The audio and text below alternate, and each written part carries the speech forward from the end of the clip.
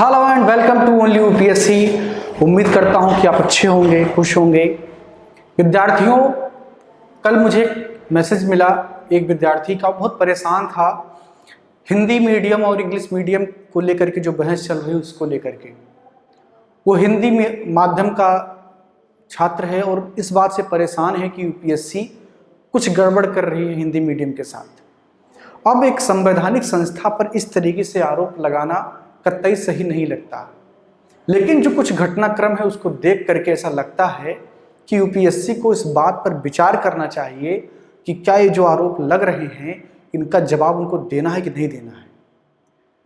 जरूरी है कि यूपीएससी एक समिति का गठन करे जो इस बात का निस्तारण करे कि क्या ऐसा है कि नहीं है। देखिए, पेपर जिस तरीके से आ रहे हैं, सीसेट का पेपर जो आपने देखा उसमें इतनी क्लिष्ट हिंदी पूछी गई कि उस पैराग्राफ को पढ़ने में जो है बच्चे का बहुत टाइम लग रहा था और कंक्लूजन तक पहुंचने में तो उसकी हालत खराब हो रही थी। इसलिए यूपीएससी को इस बात पर विचार, मैं स्टूडेंट की उस बात से सहमत हूं और आप हमारे साथ जो विद्यार्थी हैं वो अधिकतर हिंदी माध्यम के हैं, तो आपके हर समस्या, हर प्रॉब्लम हमारी प्रॉब्लम है। हम उसके लिए आवाज उठाएंगे और अपनी बात रखेंगे।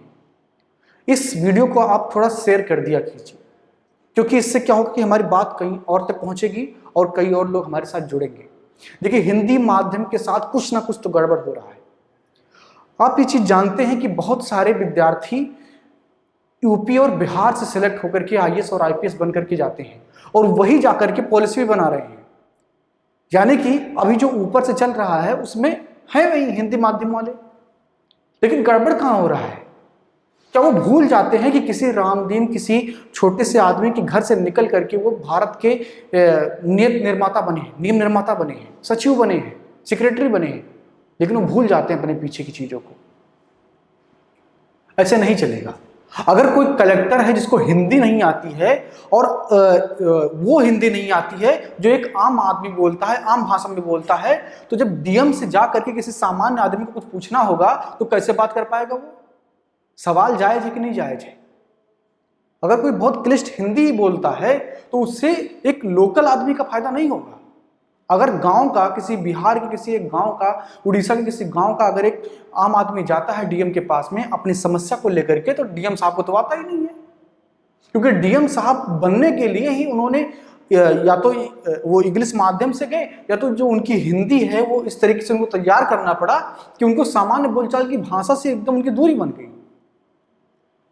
देखिए, सरकारी व्यवस्थाएं सिर्फ और सिर्फ जनता के लिए हैं। यह संविधान भी कहता है कि यह संविधान अपनी शक्ति जनता से प्राप्त करता है।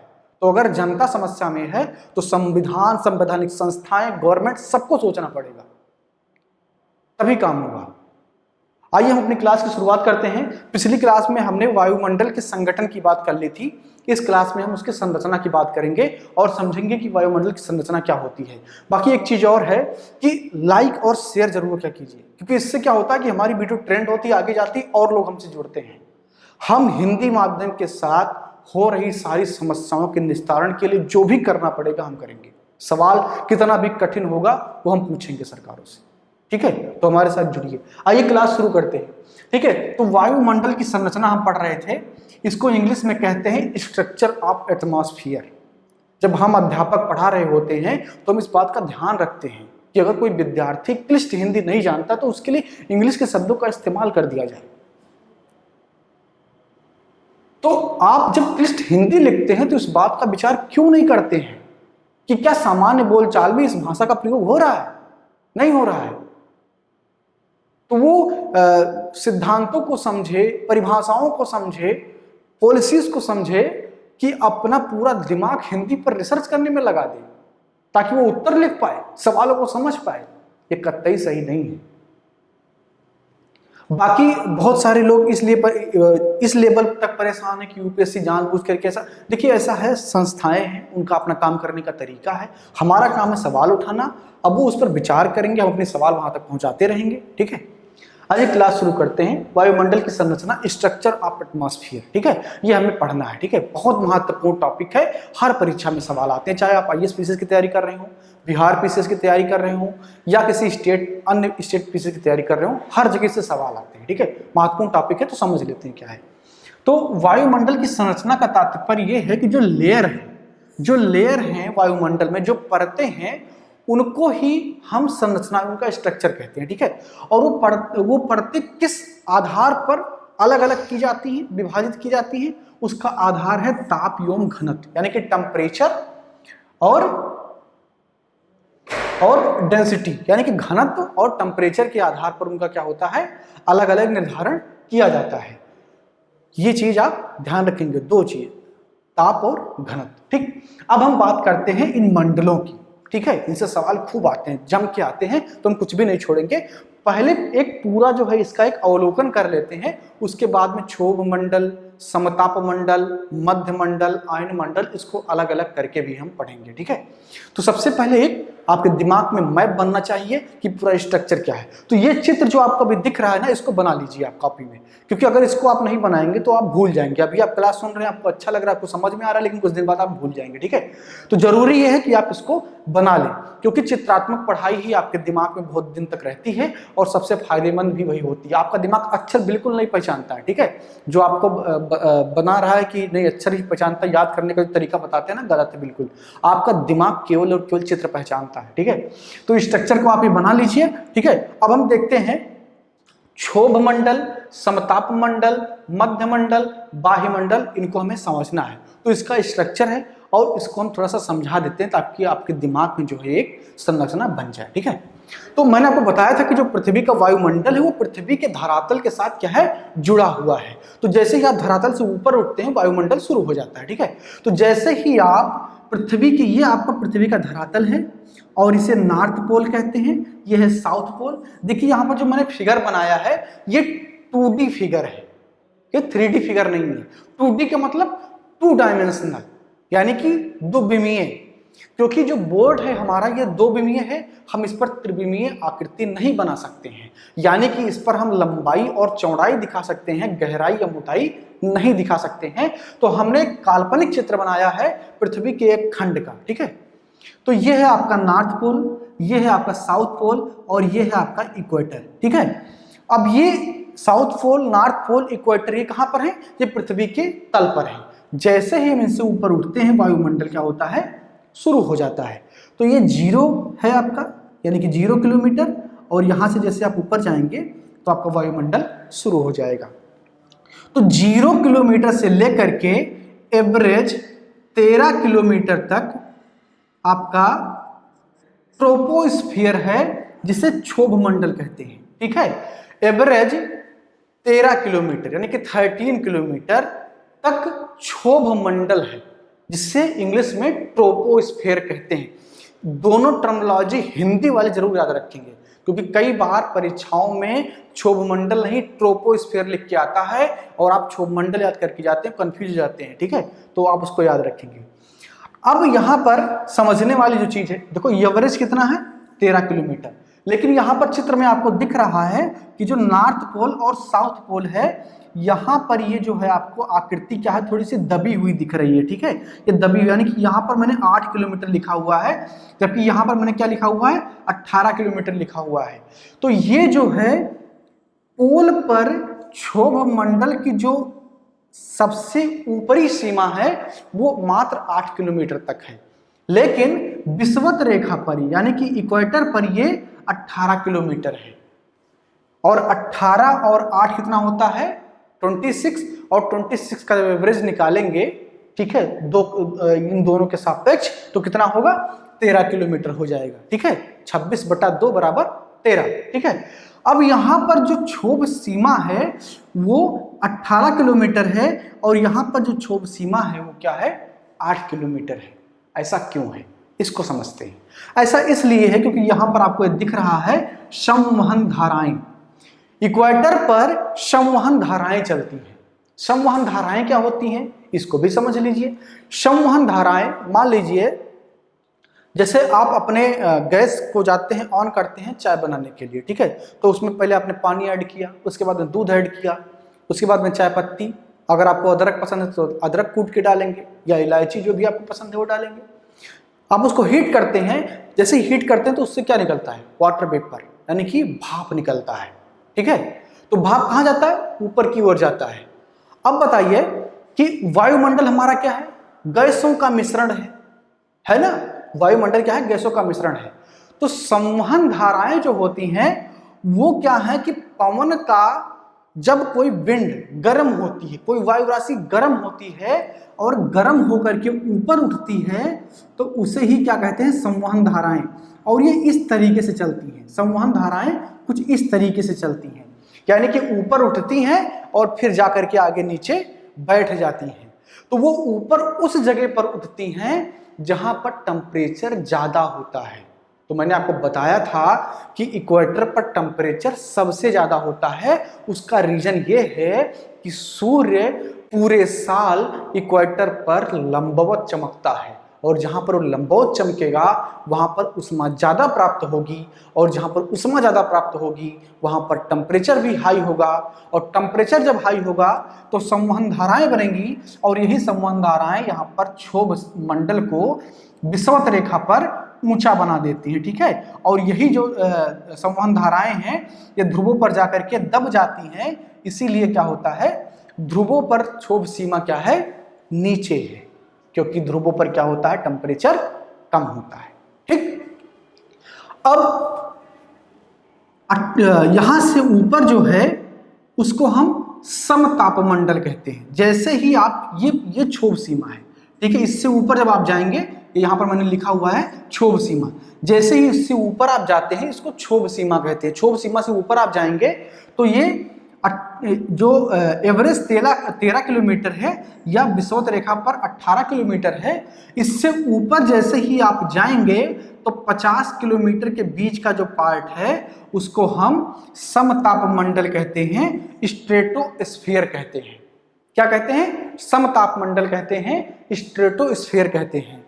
इसी में है आपका ओजोन परत, इसी के बीच में क्या है आपका ओजोन परत है जो कि 20 से 25 किलोमीटर तक क्या है, फैला हुआ है। इसी में है आपका ओजोन परत, ये देखेंगे आप, ठीक है। ओजोन परत आपका कहां पर है, समताप मंडल में, ठीक है। तो 20 से 25 किलोमीटर के बीच में आपका जो है ओजोन परत पाया जाता है और वो कहां पर पाया जाता है, समताप मंडल में पाया जाता है, ठीक है। 50 से 80 किलोमीटर के बीच में आपका मध्य मंडल है जिसे मेसोस्फीयर कहा जाता है, मध्य मंडल है जिसे मेसोस्फीयर कहा जाता है, ठीक। ये आपका मध्य मंडल है। 80 किलोमीटर से ऊपर जब आप जाते हैं 400 किलोमीटर के बीच के इस गैप को, यानी कि इस क्षेत्र को क्या कहा जाता है, इसको आयन मंडल कहा जाता है, आयनोस्फीयर कहा जाता है। आयन मंडल या आयनोस्फीयर, मध्य मंडल को मेसोस्फीयर, और जब 400 किलोमीटर से ऊपर आप जाते हैं तो इसे बाह्य मंडल कहा जाता है, यानी कि वो जाकर के अंतरिक्ष में क्या होता है, विलीन हो जाता है। तो ये तो हो गया इनका वर्गीकरण ऊंचाई के आधार पर, ठीक है, ये हो गया इनका वर्गीकरण ऊंचाई के आधार पर।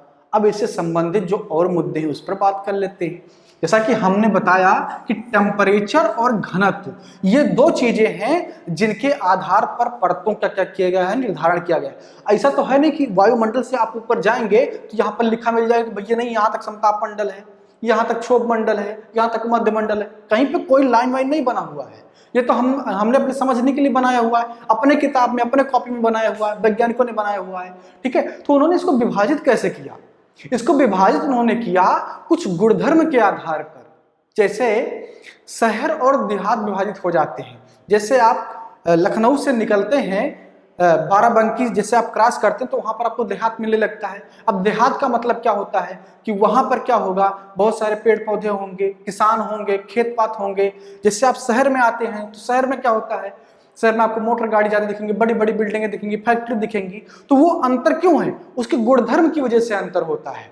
ऐसा तो है नहीं कि यहाँ पर लिखा हुआ कि अब शहर खत्म हो गया, बस उसके जो गुणधर्म हैं वो उसको अलग अलग विभाजित करके रखते हैं, ठीक है। तो यहाँ जो गुणधर्म अलग अलग परतों का है वो उनके ताप और घनत्व की वजह से है, ठीक है। तो जब मैंने आपको पहली क्लास आपकी ली थी इसमें जलवायु विज्ञान में, क्लाइमेटोलॉजी में, तो जो उसमें पहला टॉपिक था हमारा वायुमंडल का संगठन, ठीक है, कंपोजिशन ऑफ एटमॉस्फेयर।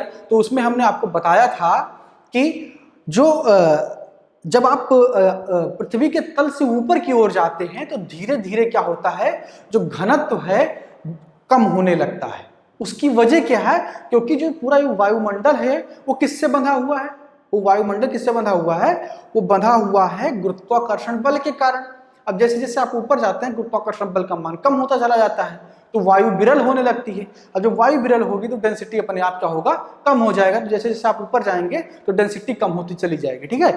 अब यहाँ पर क्या है कि करीब 75% जो है पूरा वायु का द्रव्यमान है वो करीब 75% इसी क्षोभ मंडल में पाया जाता है, ठीक है। तो यहाँ पर डेंसिटी क्या होगी, हाई डेंसिटी होगी, ठीक है। जैसे जैसे आप ऊपर जाएंगे डेंसिटी क्या होगी, घटती चली जाएगी, ठीक है। अब हम क्षोभ मंडल की बात करते हैं, उसके बाद में हम समताप मंडल की बात करेंगे, फिर मध्य मंडल और आयन मंडल की बात करेंगे, ठीक है। आइए जल्दी से इसको हम समझ लेते हैं। इस पर अभी और भी हमको थोड़ा समझना, अभी तो पूरा हम अवलोकन कर रहे हैं, अभी हम इसको अलग अलग करके पढ़ेंगे, समताप मंडल, क्षोभ मंडल ऐसे अलग करके पढ़ेंगे, क्योंकि उसमें बहुत सारे फीचर हैं, ठीक। तो क्षोभ मंडल में क्या है कि बादल, वर्षा, जलवाष्प, धूल, यानी कि जितना भी ये नौटंकी आप देखते हैं ना, ये सब क्षोभ मंडल में, इससे ऊपर कुछ नहीं होता है, सब कुछ आपके क्षोभ मंडल में होता है। बादल भी यही बनते हैं, बिजली भी यही कड़कती है, बरसात भी यही होता है, और आपका धूल और जलवाष्प, संवहन धाराएं सब इसी में होती है, ठीक है। जैसे ही आप इससे ऊपर जाएंगे तो वहां पर न तो धूल होगा, न वाटर वेपर होगा, न बादल होगा, और ये सारी चीजें नहीं होती हैं। इसीलिए जो समताप मंडल होता है, जो आपके प्लेन उड़ते हैं ना, जिसमें बैठने का ख्वाब हर एक इंसान का होता है, वो प्लेन कहाँ उड़ते हैं, समताप मंडल में उड़ते हैं, क्योंकि वहां पर मौसमी घटनाएं नहीं होती हैं। मौसमी घटनाएं कहाँ होती हैं, क्षोभ मंडल में होती हैं, ठीक है। और समताप मंडल शांत मंडल होता है, ठीक है। तो क्षोभ मंडल के बारे में ये आपने समझा कि जितनी भी मौसमी घटनाएं हो कहां पर होंगी, क्षोभ मंडल में होंगी, ठीक है। क्षोभ मंडल से ऊपर नहीं होती हैं ये। जलवाष्प कहां पाया जाएगा, क्षोभ मंडल में पाया जाएगा। बादल कहां पाए जाएंगे, क्षोभ मंडल में पाए जाएंगे। धूल के कण कहां पाए जाएंगे, क्षोभ मंडल में पाए जाएंगे। यानी कि जितनी भी मौसमी घटनाएं हैं वो सब कहां होंगी, क्षोभ मंडल में होंगी। जितनी भी मौसमी घटनाएं हैं वो कहां होंगी, क्षोभ मंडल में होंगी, ठीक है। समताप मंडल में कोई भी मौसमी घटना नहीं होती है, इसलिए जो आपका प्लेन है वो समताप मंडल में उड़ता है, ठीक। अब हम बात करेंगे टेम्परेचर की, जो बहुत महत्वपूर्ण है, और उसके बाद हमारा ये अवलोकन समाप्त हो जाएगा, ठीक है। टेम्परेचर क्या है कि जैसे ही पृथ्वी के तल से आप ऊपर की ओर जाते हैं, टेम्परेचर धीरे धीरे घटने लगता है। क्या होता है, टेम्परेचर धीरे धीरे घटने लगता है। और ये जो घटने का दर है वो क्या है, 1 डिग्री सेंटीग्रेड पर 165 मीटर। यानी कि जैसे जैसे आप पृथ्वी के तल से वायुमंडल में ऊपर की ओर जाते हैं, तापमान 165 मीटर पर 1 डिग्री सेंटीग्रेड घट जाता है। इसको हम कहते हैं सामान्य ह्रास दर। क्या कहते हैं, सामान्य ह्रास दर, ठीक है। नॉर्मल लैप्स रेट जिसको कहते हैं, ठीक है, सामान्य ह्रास दर कहते हैं। और ये कितना होता है, 1 डिग्री पर 165 मीटर। इसको आप भूलिएगा नहीं, बहुत बार स्टेट पीसीएस में आया है, खूब पूछते हैं इसको, क्योंकि ये रेट जो है ये बड़ा इंपॉर्टेंट होता है। और पीसीएस में आप जानते हैं कि वन लाइनर क्वेश्चन ज्यादा आते हैं, अगर वो स्टेटमेंट बनाते हैं तो सीधा सीधा बनाते हैं, उसमें बहुत ज्यादा टेक्निकलिटी ज्यादा नहीं होती है, ठीक है। तो ये हो गया सामान्य ह्रास दर, यानी कि टेम्परेचर क्या है, ऊपर जाने पर धीरे धीरे घटना शुरू हो जाता है। तो क्षोभ मंडल में जैसे जैसे आप ऊपर जाएंगे टेम्परेचर क्या होगा, घटेगा। यहां पर आपको दिख रहा है कि 8 किलोमीटर पर, यानी कि पोल पर अगर आप देख रहे हैं तो जो टेम्परेचर वो कितना है, -45 डिग्री सेंटीग्रेड, -45 डिग्री सेंटीग्रेड है। कहां पर, पोल पर। आप जब पहुंच जाएंगे क्षोभ सीमा पर, विषुवत रेखा पर, जहां पर 18 किलोमीटर है हाइट, वहां पर टेम्परेचर आपको कितना दिख रहा है, -80 डिग्री सेंटीग्रेड, ठीक है। तो यहां पर आपने देखा कि किस तरीके से टेम्परेचर घट रहा है। लेकिन जैसे ही आप क्षोभ सीमा से ऊपर जाते हैं, जैसे ही आप क्षोभ सीमा से ऊपर जाते हैं यानी कि समताप मंडल में प्रवेश करते हैं, तो टेम्परेचर वहां पर क्या है, मेंटेन रहता है, नहीं घटता है। इसीलिए इसको समताप मंडल कहा जाता है। समताप, समान ताप, समताप मंडल को समान ताप मंडल भी कहा जाता है। तो स्ट्रेटोस्फेयर में क्या होता है कि टेम्परेचर जो है वो ना तो घटता है और ना ही बढ़ता है।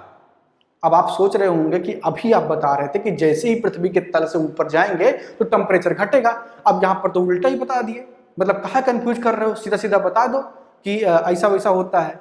ऐसा वैसा नहीं होता है, रीजन है इसका रीजन ये है, जो यहाँ पर आयनोस्फीयर आपको आयनोस्फीयर नहीं, ओजोनोस्फीयर दिख रहा है, यानी कि जो ओजोन की परत दिख रही है, यही है, यही कल्प्रिट है। इसी की वजह से ये टेम्परेचर में गड़बड़ी हो रहा है। ठीक है, अगर ओजोन परतवा यहाँ पे नहीं होता तो गड़बड़ नहीं होता। ठीक है, तो ओजोन परत की वजह से यहाँ पर गड़बड़ हो रहा है।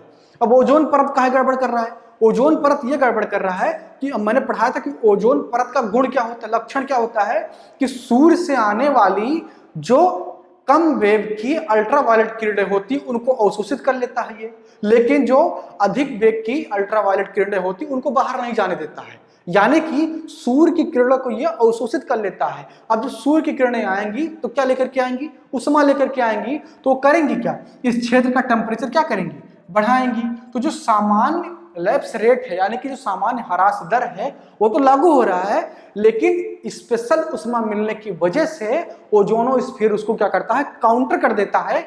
इसीलिए यहां पर क्या है, समताप मंडल बन जाता है, यानी कि समान ताप का मंडल बनता है। लेकिन जैसे ही आप ये ओजोनोस्फीयर से ऊपर जाते हैं, क्योंकि आपका समताप मंडल कहाँ है, 50 किलोमीटर तक है, लेकिन जैसे ही आप 25 किलोमीटर से ऊपर जाते हैं यानी कि ओजोन परत से ऊपर जाते हैं, फिर से जो नॉर्मल लैप्स रेट है वो लागू होता है और टेम्परेचर क्या है, घटना शुरू हो जाता है। तो इसलिए इसको समताप मंडल कहते हैं। जैसे ही आप मध्य मंडल में जाते हैं यानी कि मेसोस्फीयर में जाते हैं, तो मेसोस्फीयर में वही रूल लगता है, यानी कि जैसे जैसे आप ऊपर जाएंगे टेम्परेचर क्या होगा, घटेगा। यानी कि ऊपर जाने पर क्या होगा, टेम्परेचर क्या होगा, डिक्रीज होगा, घटेगा। ठीक, मध्य मंडल के बारे में कोई महत्वपूर्ण सवाल नहीं आते, इसलिए मैंने इसको ज्यादा इसमें कुछ मेंशन नहीं किया। अब इससे आगे हम बढ़ते हैं आयन मंडल में। आयन मंडल को आयन मंडल क्यों कहते हैं भाई, हर चीज के नाम के पीछे कोई ना कोई क्रोनोलॉजी होती है, कोई ना कोई चीज, कोई कॉन्सेप्ट होता है, तभी तो उसका नाम होता है। ठीक है, तो आयन मंडल को आयन मंडल इसलिए कहते हैं क्योंकि यहां पर विद्युत आवेशित कण पाए जाते हैं। ठीक है, विद्युत आवेशित कण पाए जाते हैं और इसीलिए उनको क्या कहा जाता है, आयन मंडल कहा जाता है। और इन्हीं आवेशित कणों की वजह से जो है एक उजाला टाइप का, एक दीप्ति टाइप की होती है, और वो कहां पर होती है, दोनों पोल पर। ये क्या है, साउथ पोल है आपका, ये नॉर्थ पोल है, और इन पोलों पर आपको क्या मिलता है, जो है उसी विद्युत आवेश के कारण एक दीप्तिक उजाला मिलता है, और इसलिए इसको उत्तरी ध्रुव ज्योति कहते हैं और इसको दक्षिणी ध्रुव ज्योति कहते हैं। तो जो ध्रुव ज्योति है वो कहां पर पाई जाती है, आयन मंडल में पाई जाती है। और क्यों पाई जाती है, क्योंकि वहां पर विद्युत आवेशित कण पाए जाते हैं और उनकी वजह से विद्युत विसर्जन होता है और जो है दीप्ति प्रकट होती है, एक उजाला दिखाई पड़ता है। और वो कहां पर होता है, आयन मंडल में होता है और पोल पर होता है। ये गलती मत कीजिएगा, इसलिए मैंने साइड में इसको बनाया है। बीच में हम किसको डिनोट कर रहे हैं, इक्वेटर को डिनोट कर रहे हैं, और साइड में हम किसको, पोल को डिनोट कर रहे हैं। ठीक है, तो दोनों ध्रुवों पर क्या है, एक ज्योति प्रकट होती है और उसको उत्तरी ध्रुव ज्योति और दक्षिण ध्रुव ज्योति कहा जाता है। अच्छा, दिमाग लगाइए कि यहाँ पर टेम्परेचर का क्या होगा, आयन मंडल में टेम्परेचर क्या होगा। अब चूंकि आयन मंडल में विद्युत आवेशित कण है, यहाँ पर विद्युत विसर्जन होता है, तो यहाँ पर जो टेम्परेचर है वो उस लेवल से नहीं घटेगा। ठीक है, कई जगह पर तो ये लिखा हुआ है कि बढ़ता है। ठीक है, लेकिन एग्जैक्टली कहीं मुझे कोई किसी किताब में ये नहीं लिखा हुआ कि कितना बढ़ता है, कैसे बढ़ता है, कोई रेट नहीं लिखा हुआ है। लेकिन आप ये थोड़ा दिमाग लगाएंगे, विद्युत विसर्जन होता है तो टेम्परेचर क्या होगा, थोड़ा सा इन सबसे क्या होगा, उनका ज्यादा होगा। ठीक है, तो ये है आपका आयन मंडल। और आयन मंडल से जैसे आप बाहर निकलते हैं, उसे कहते हैं बाह्यमंडल। और बाह्यमंडल क्या है, अंतरिक्ष के करीब है, और वहां पर वायुमंडल आपका अंतरिक्ष में विलीन हो जाता है। तो ये है पूरा वायुमंडल की संरचना, स्ट्रक्चर ऑफ एटमॉस्फेयर, जिसका पूरा अवलोकन आपने देखा। ठीक है, डेंसिटी के बारे में आपने समझा, ताप के बारे में आपने समझा, और जो इससे संबंधित और सारी घटनाएं थी उसको आपने समझा। एक दो चीज मैं आपको और बता दूं, सामान्य सवाल जो परीक्षाओं में आते हैं, बादल कहां बनते हैं, क्षोभ मंडल में। तो बादल जहां बनेंगे बिजली भी वहीं कड़केगी। ठीक है, बादल जहां बनेंगे बिजली भी वहीं कड़केगी। तो बिजली के चमकने की घटना कहां होगी, क्षोभ मंडल में होगी। ये गलती मत कीजिएगा।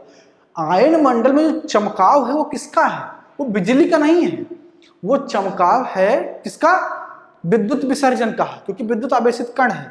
ठीक है, तो मौसमी घटनाएं जितनी भी हैं सब क्षोभ मंडल में होंगी। और यहाँ पर जो ये उजाला होता है वो ज्योति है, ध्रुव ज्योति है, वो विद्युत विसर्जन के कारण होता है।